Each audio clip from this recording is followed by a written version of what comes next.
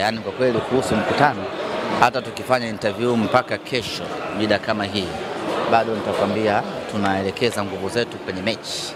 Matarajio ya mkutano wa leo, matarajio yake ni yapi? Tofauti na mikutano yote iliyowahi kupita, kwa sababu Simba ni mkutano wa kawaida wa mwaka.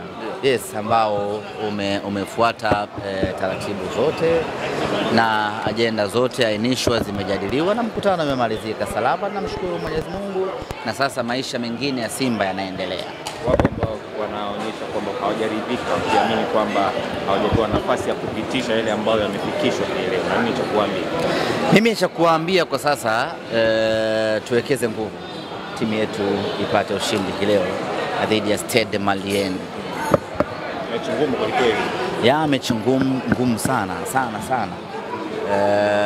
Stade Malien nyumbani kwao ni mpinzani mgumu, hata nje ya nyumbani kwao anabaki kuwa ni mpinzani mgumu. Kwa hiyo anapokuwa nyumbani kwao anakuwa ni mgumu zaidi. Kwa hiyo jioni ya leo kusema kweli tuna kipengele kigumu kweli, lakini lazima tupambane tukivuke.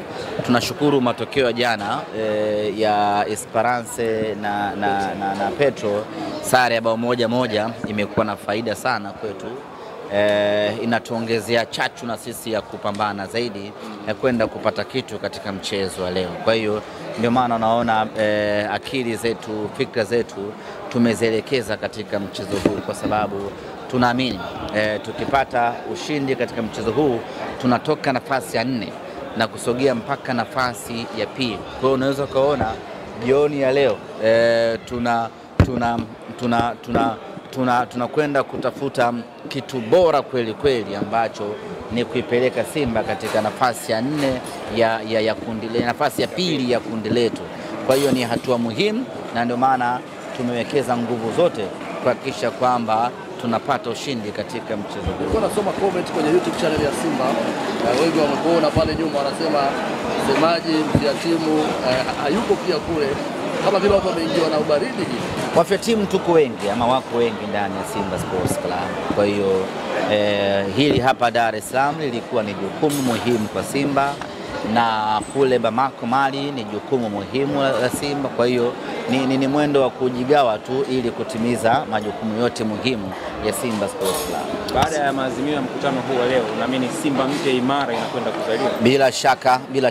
Bila shaka mambo sasa yanakwenda kuwa bambam, kwa sababu ukiangalia hotuba aliyoitoa naibu waziri, ukiangalia hotuba ya mwenyekiti wa klabu ambayo ndani yake imecement mambo ya msingi kabisa, ikiwemo ya kwamba hatuna nia ya kumdhuru mtu.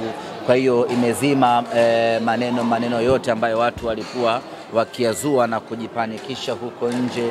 Kwa hiyo Simba imara, Simba bora sana, ukizingatia na mabadiliko ambayo yanakwenda kufanywa ya katiba, tunakwenda kuwa na Simba ya kisasa kweli. Msemaji, katika hatua za awali Simba ilionekana kubebwa zaidi na matokeo ya ugenini, ukiachilia mbali Benjamin Mkapa ambako ilikuwa imetoa sare. Unafikiri inaweza ikawa ni silaha kubwa kuelekea mechi ya leo, hasa inapochezwa ugenini? Msimu huu tumekuwa na matokeo mazuri sana away kulinganisha na nyumbani Benjamin Mkapa. Japo sisi malengo yetu na makusudio ni kupata matokeo mazuri kwenye kila kiwanja. Tupate matokeo mazuri Benjamin Mkapa kwa sababu ya faida ya mashabiki wetu wanaokuwepo uwanjani, na tupate matokeo mazuri away kwa sababu ya kujikusanyia alama zaidi. Lakini msimu huu tumenufaika zaidi na viwanja vya ugenini. Mechi hii ya leo inatuongezea hiyo confidence ya kwamba tuna uwezo wa kupata ushindi ugenini. Kwa hiyo tunakwenda katika mchezo huu tukiwa na hiyo confidence, tukiwa na hiyo historia ambayo kuna wakati historia huwa ina umuhimu wake katika maisha. Kwa hiyo tunaibeba historia hiyo in a positive way, tunakwenda kupambana ili tukachukue alama 3.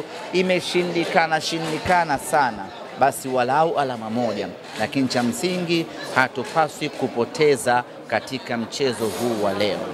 Msemaji, katika kundi ambalo lilikuwa linaonekana angalau linaweza kuwapa zaidi wa Tanzania furaha, grupu la Simba, lakini kwa jinsi ambavyo mlianza na mwenendo vilivyo, unaonaje kundi kwa ujumla? Watu wote wasiojua mpira ndio ambao waliona kundi letu jepesi, lakini sisi ambao tunaujua mpira na tuna uzoefu na mpira wa Afrika na timu za Kiafrika tulikuwa tunafahamu ugumu wa kundi letu hili. Ogopa sana timu hizi za ukanda huu mwingine kwa mpira wa sasa wa Afrika. Bado sisi Tanzania tumekariri timu za Kiarabu ni ngumu, lakini katika timu mdebwedo kwa miaka hivi karibuni ni timu za Kiarabu. Ukipangiwa Waarabu hata 8 una uwezo wa kufuzu kwenda hatua inayofuata. Waarabu wamelegea vibaya mno. Jana kuna Mwarabu mmoja amekula bao 4-1. Unamjua nani?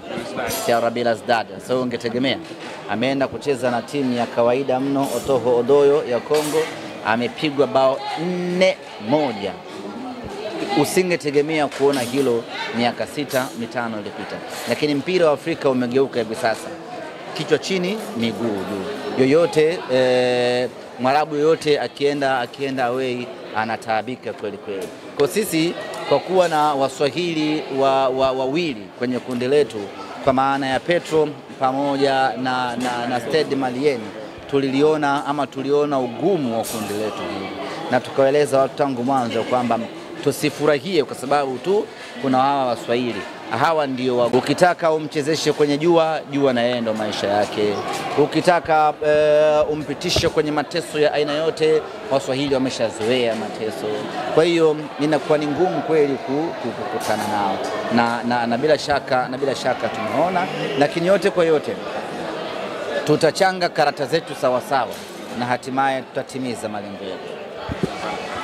Fresh nangu Asante sana.